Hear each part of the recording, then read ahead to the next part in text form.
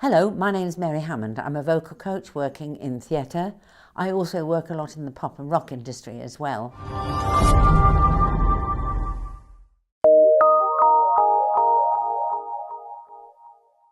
The first thing to do is so obvious, but it's really good preparation. People think if they know a piece of music, that's enough, but you've got to study its language, you've got to make a decision of what you think it means. What does it fulfill about you? Are you going to actually show the character, or are you going to show something about yourself through character?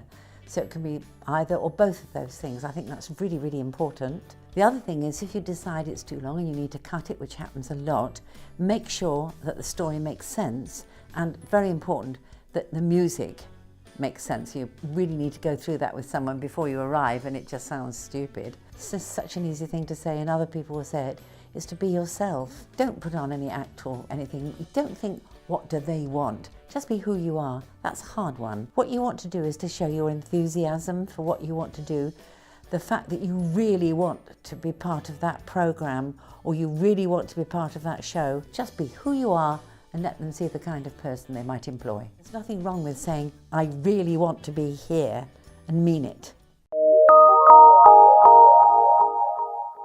When you're in training, there's a few things that are important to remember. Singing is very, very physical. Musical theatre training, which has dance and acting, you have to be mentally and physically very fit. So get as much rest as you can, and also eat well. That's really important, difficult when you're busy. The other thing is, I'm going to say, accept everything you're told at the end of your training. If you disagree, that's fine. But at that moment in time, they know more than you, so just accept it without question.